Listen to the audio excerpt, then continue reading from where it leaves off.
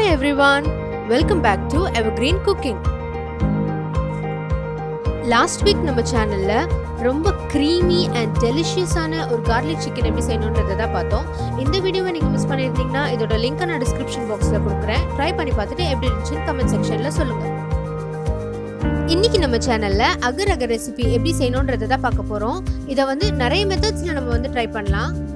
அது எப்படின்னு பார்த்தீங்கன்னா, நம்ம தேங்காய் பால் ஊற்றி கடல் பாசி செய்யலாம், அப்படி இல்லைன்னா இளநீ கடல் பாசி செய்யலாம், இல்லைனா நிறைய ஃப்ரூட்ஸ் வச்சு வித்தியாசமாக செய்யலாம். பட் இன்னைக்கு நம்ம பார்க்க போகிறது பிகினர்ஸ்க்கான ஒரு கடல் பாசி தான். அதை எப்படி கரெக்டாக என்னென்ன மெஷர்மெண்ட் போட்டு ரொம்ப சிம்பிள் அண்ட் பர்ஃபெக்டாக எப்படி செஞ்சு முடிக்கணுன்றதை பார்க்கலாம். இன்னைக்கு 2 டிஃப்ரெண்ட் மெத்தட்ஸில் செய்ய போகிறோம். ஃபஸ்ட்டு மாம்பழம் போட்டு கடல் பாசி எப்படி செய்யணுன்றதை பார்க்கலாம். ஃபர்ஸ்ட் நீங்கள் கடல் பாசி எடுத்துக்கிட்டிங்கனாலே உங்களுக்கு சின்ன பேக் அப்படி இல்லைனா பெரிய பேக் அந்த மாதிரி தான் கிடைக்கும். நீங்கள் ஒரு வாட்டி உங்களுக்கு போடும்போதும் கன்ஃபியூஸ் ஆகும், எந்த அளவில் போடுறதுன்னு தெரியாமல் கன்ஃபியூஸ் ஆகிடுவீங்க. அதனால நீங்கள் வாங்குகிற கடல் பாசியை மொத்தமாக இந்த மாதிரி பவுடர் பண்ணி வச்சுக்கிட்டிங்கன்னா நீங்கள் ஒரு வாட்டி டேபிள் ஸ்பூன் கணக்கு வச்சுக்கலாம். அப்போ நீங்கள் எப்போ செஞ்சாலும் உங்களுக்கு கரெக்டாக இருக்கும், பர்ஃபெக்டாக வரும். இன்றைக்கி நான் 2 டேபிள் ஸ்பூன் கடல் பாசிக்கான அளவு தான் சொல்ல போகிறேன். ஃபஸ்ட்டு 2 டேபிள் ஸ்பூன் கடல் பாசி எடுத்துக்கோங்க. அதில் 200 ml தண்ணி ஊற்றி அதை ஒரு 1/2 an hour நல்லா ஊற வச்சுடுங்க. அதை டிஸ்டர்பே பண்ணாதீங்க. 1/2 an hour அதை நல்லா ஊறட்டும். அப்புறம் ஒரு 4 ஸ்லைஸ் மாம்பழம் எடுத்து அதை தோலை உரிச்சி வெறும் அந்த மாம்பழம் மட்டும் எடுத்து வச்சுருக்கேன். இதுக்கு நீங்கள் பழுத்த மாம்பழமாக யூஸ் பண்ணிக்கிட்டிங்கன்னா ரொம்ப நல்லாயிருக்கும். அதை இந்த மாதிரி ஒரு நல்ல ஃபைன் பேஸ்ட் பண்ணிக்கோங்க.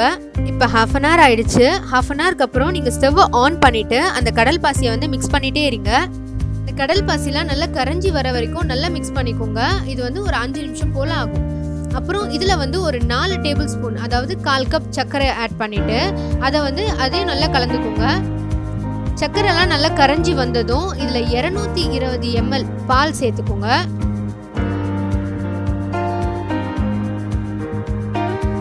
பால் சேர்த்துட்டு அதையும் நல்லா கலந்துருங்க. இப்போ நம்ம பேஸ்ட் பண்ணி வச்சுருந்தோம்ல அந்த மாம்பழத்தை இதில் கொஞ்சமாக ஆட் பண்ணிக்கோங்க. ஆட் பண்ணிவிட்டு அதை ஒரு வாட்டி மிக்ஸ் பண்ணிக்கோங்க. ஃபுல்லாக இந்த மாம்பழம் ஃபுல்லாக கரையணும்னு அவசியம் இல்லை. அது திட்டாக இருந்தாலே நம்ம சாப்பிடும் போது நல்லாயிருக்கும். நீங்கள் மாம்பழத்தை சேர்த்துட்டு ஒரு 2 to 3 minutes மிக்ஸ் பண்ணிவிட்டு ஸ்டவ் ஆஃப் பண்ணிடலாம். அப்புறம் இதை ஒரு பிளேட்க்கு மாற்றிடலாம். பிளேட்டில் ஊற்றிட்டு இது ஆறி செட் ஆகிறதுக்கு ஒரு 15 to 20 minutes போல் ஆகும். இது செட் ஆகிட்டதுக்கப்புறம் இதை நம்ம பீசஸ் போட்டுடலாம். 15 to 20 minutes ஆயிடுச்சு, நல்ல செட் ஆயிருக்கு. இப்போ இதை நீங்கள் என்ன ஷேப்பில் வேணுமோ கட் பண்ணிக்கலாம். இன்றைக்கி நான் டைமண்ட் ஷேப்பில் கட் பண்ணியிருக்கேன். இப்போ ரொம்ப சூப்பராக நம்ம மாம்பழம் கடல் பாசியை பர்ஃபெக்டாக ரெடி பண்ணிட்டோம். இப்போ செகண்ட் மெத்தட், பாதாம் மில்க் எசன்ஸ் ஊற்றி கொஞ்சம் டிசைன்டாக கடல் பாசி எப்படி செய்யணுன்றது பார்க்கலாம். அதே மெஷர்மெண்ட் தான். 2 டேபிள் ஸ்பூன் கடல் பாசி எடுத்து 200 ml தண்ணியில் ஒரு 1/2 an hour ஊற வச்சுடுங்க. 1/2 an hourக்கு அப்புறம் நீங்கள் ஸ்டவ் ஆன் பண்ணிவிட்டு கடல் பாசியை நல்லா காய்ச்சிடுங்க. அப்புறம் அதில் 1/4 கப் சர்க்கரையும் சேர்த்து நல்லா மிக்ஸ் பண்ணிவிடுங்க. நீங்கள் 1/4 கப் சர்க்கரை, அதாவது 4 டேபிள் ஸ்பூன் சர்க்கரை ஜாஸ்தின்னு நினச்சிங்கன்னா நீங்கள் அதை விட கம்மியாக கூட சேர்த்துக்கலாம். இப்போ இதை நம்ம 2 பேட்சாக பண்ண போகிறோம்.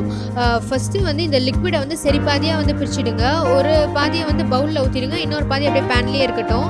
அந்த பவுலில் இருக்கிறதுல ரெட் ஃபுட் கலர் ஆட் பண்ணிவிட்டு அப்புறம் அதை நீங்கள் ஷேப் மோல்டு இருந்துச்சுன்னா அதில் ஊற்றி வச்சுடுங்க. இந்த மாதிரி ஷேப் மோல்ஸ் இருந்துச்சுன்னா அதை ஒரு பிளேட்டில் வச்சுட்டு அந்த கடல் பாசியை அதில் ஊற்றி நல்லா ஆற வச்சுடுங்க. அது நல்லா ஆறி செட் ஆகட்டும். இப்போ பாருங்கள், ஆறிடுச்சு, நல்லா செட் ஆயிருக்கு. பார்க்கவே ஜெல்லி மாதிரி சூப்பராக இருக்குது. அதே மாதிரி டேஸ்ட்டும் நல்லாயிருக்கும். இப்போ நெக்ஸ்ட் பேட்ச் நம்ம பண்ண ஆரம்பிச்சிடலாம். இது கொஞ்சம் முக்கியமான ஸ்டெப், கொஞ்சம் நல்லா கவனிச்சுக்கோங்க. நம்ம 2 டேபிள் ஸ்பூன் அகர் அகர் பவுடருக்கு 220 ml பால் சேர்க்குவோம். ஆனால் இப்போ இதுலேருந்து பாதி எடுத்து நம்ம ஜெல்லி செஞ்சிட்டதுனால 220 ml பால் ஊற்றுற இடத்துல 110 ml பால் தான் ஊற்ற போகிறோம். பால் ஊற்றிட்டு ஒரு வாட்டி நல்லா மிக்ஸ் பண்ணிவிடுங்க. அப்புறம் இதில் 1/4 டீஸ்பூன்லேருந்து 1/2 டீஸ்பூன் வரைக்கும் பாதாம் மில்க் எசன்ஸ் சேர்த்துட்டு அதையும் நல்லா மிக்ஸ் பண்ணிவிடுங்க. எசன்ஸ் ஊற்றி பால் கொதிச்சு வந்ததும் அதை ஒரு பிளேட்க்கு மாற்றிடுங்க. அப்புறம் குட்டி குட்டியாக பாதாமை கட் பண்ணி வச்சுட்டு அதை மேலே தூவி விட்டுருங்க. இது கொஞ்சம் நேரம் ஆறி நல்லா செட் ஆகட்டும். இப்போ செட் ஆன உடனே நம்ம ஜெல்லி செஞ்சோம்ல அந்த ஷேப் மோல்ஸை வச்சு இதில் நல்லா ப்ரெஸ் பண்ணிவிடுங்க. ப்ரெஸ் பண்ணிவிட்டு அந்த பார்ட் மட்டும், அந்த ஷேப் மட்டும் அப்படியே தனியாக எடுத்துடுங்க.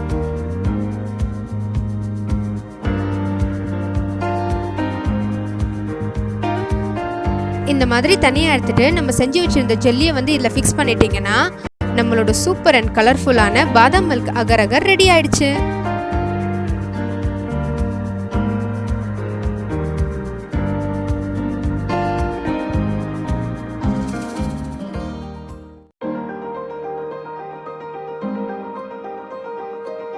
நான் 1 செகண்ட் ரிப்பீட் பண்ணிக்கிறேன். அகர் அகர் 2 டேபிள் ஸ்பூன், சர்க்கரை 1/4 கப் இல்லைனா 4 டேபிள் ஸ்பூன், தண்ணி 200 ml, பால் 220 ml. இந்த மெஷர்மெண்ட்டை நீங்கள் ஃபாலோ பண்ணிங்கன்னா நீங்கள் எப்போ செஞ்சாலுமே கரெக்டாக வரும். இன்றைக்கி நம்ம 2 விதமான அகர் அகர் பார்த்தோம். இந்த வீடியோ உங்களுக்கு கண்டிப்பாக பிடிச்சிருக்கும்னு நினைக்கிறேன். பிடிச்சிருந்துச்சுன்னா ட்ரை பண்ணி பார்த்துட்டு எப்படி இருந்துச்சுன்னு கமெண்ட் செக்ஷனில் சொல்லுங்கள். அண்ட் நம்ம சேனல் எவர்கிரீன் குக்கிங்கை மறக்காமல் லைக், ஷேர் அண்ட் சப்ஸ்கிரைப் பண்ணுங்கள்.